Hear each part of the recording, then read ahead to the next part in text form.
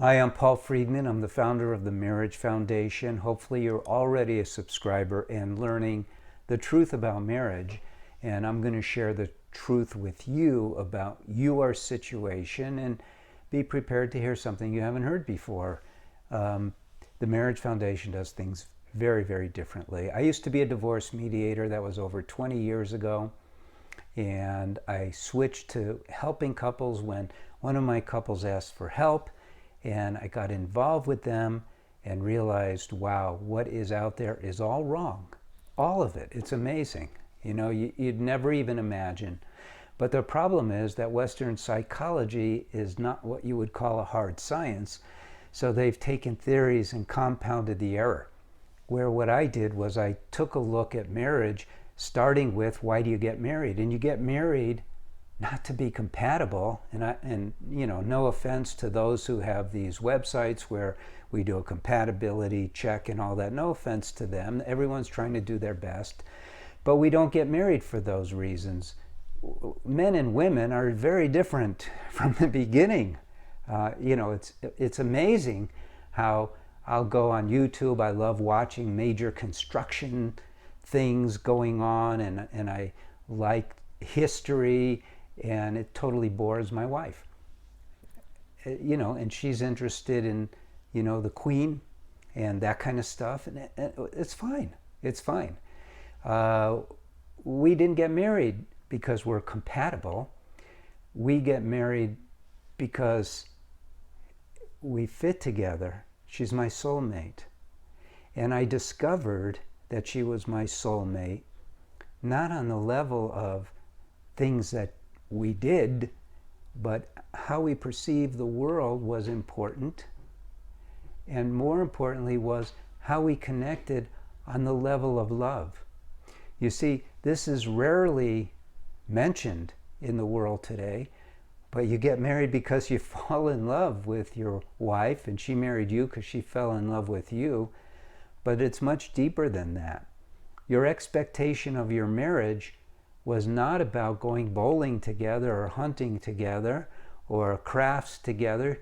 Your expectation of your marriage was on a very high plane of feeling that love, that harmony, that joy.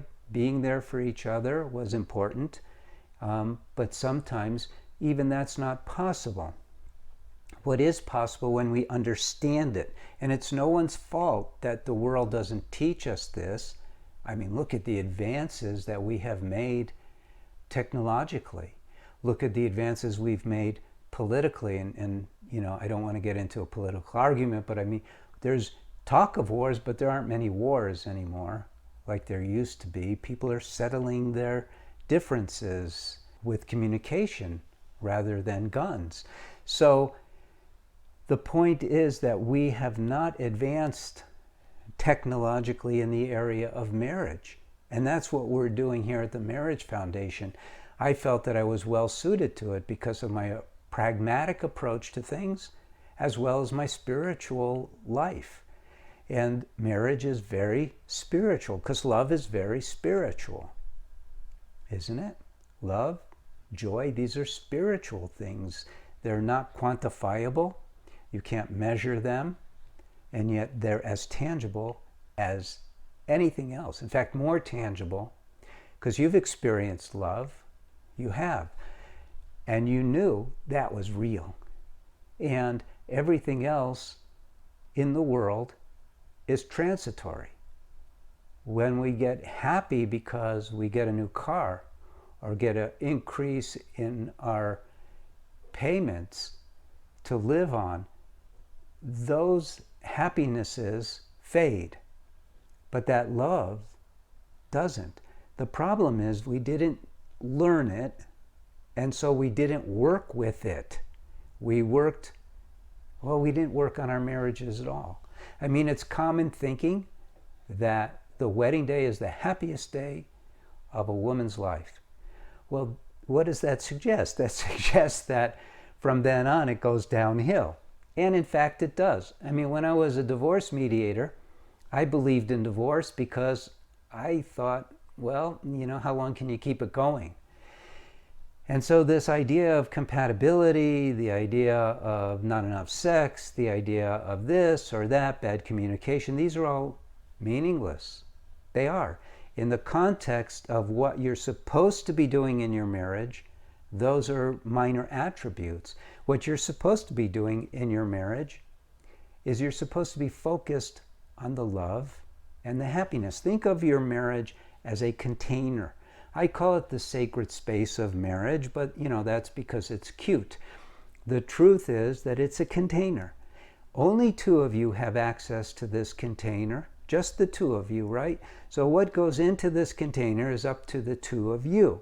Now, one of the problems is that because we're not educated, we invite other people into our sacred space of marriage by talking about our marriage, getting advice perhaps from other people. And then it's no longer your marriage, just you and your wife's. But if it is, think of it this way.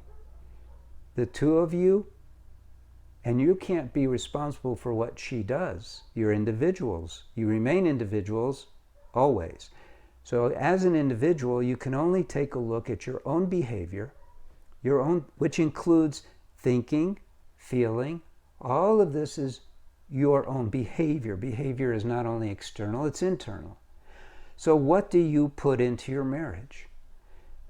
Do you put at every turn love, devotion, happiness, humor, good high qualities? Or do you react to her reactions and you've created a cycle that is very uncomfortable to the point of where you think, what did I marry her for? It's not the fact that you married the wrong person. The fact is, because that isn't a fact, but the fact is that you have not done anything to improve your marriage on a moment-to-moment basis. What have you done? It's a challenge. Now, when I met with couples and then individuals, because I found meeting with individuals is better for the marriage, what I did was I challenged them and I gave them tools in order to change the dynamic of their marriage, to improve it, just the individual. Didn't matter whether it was a man or a woman. It's easier to meet with women because they're more connected to their heart, so they got more readily the fact that they have not been nurturing their devotion and love to their husband. But men too, they get it too. You'll get it too. That it's not about doing things correctly necessarily, in fact, not at all.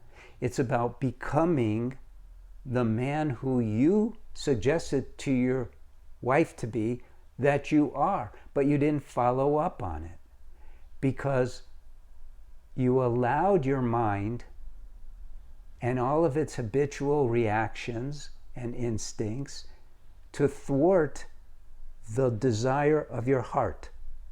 You are a soul, you see. My wife and I were having this discussion today that most people in the world, and most people in the world believe in God. Don't ever imagine otherwise. Most people in the world believe I have a soul. And your first reaction to that might be, well, yeah. And I see that as a cleverness on Satan's part, delusion's part, to misguide us. Because then if you have a soul, who are you? Well, the reality is that you are the soul. You have a mind. You have a body. And it's your job. In fact, is a realization that we have, it's part of the science of marriage, is that unless you are able, and you are able with the tools, unless you are able to master your mind, to control it, and have the thoughts you choose, have the feelings you choose, have the peace, the love, the joy that you chose, you cannot be happy, because none of us are capable of having that deep happiness without mastering the mind, because the mind doesn't want us to. Look, you're very compatible with your wife on the level, on the plane that you're meant to be. You're soulmates. Now, perhaps you feel more like cellmates, but you are soulmates. And now you need to learn how to make that bloom into the reality of marriage. Marriage isn't something that just happened in the world. It's a gift to us from God. He wants us to feel joy all the time. He doesn't want you to be down in the dumps. He doesn't want you to be worried, concerned. He wants you to deal with life's issues, of course, to be challenged. But the biggest challenge that we have, because we're so mistaught, and again, I don't blame anybody, is to feel that joy constantly. Joy, joy, joy. Why not? Why not? I mean, if we're God's children, he says we are, why wouldn't we feel joy all the time? It's because that mind gets in the way. And we have to learn how to master it. And we also need to learn the rules of marriage, because there are rules to marriage. To how we communicate with each other, how we interact, and all of that stuff is important to know. So that's it. Hopefully you're a subscriber, or you will be one now. And maybe you'll look deeper, watch the videos. We have free articles, and then we have books, and we also have courses, which are the best, but also the most expensive way to go, but it's worth it. And we are here at the Marriage Foundation to serve, to help people understand marriage, because once you understand it, once you get it, once you learn the tools and the methods and the techniques that we have, man, you're on your way to marital bliss. And it is a constant. It's not an occasional. So that's why we're here. And hopefully you're here because you needed to hear this. So thank you for visiting. God bless you.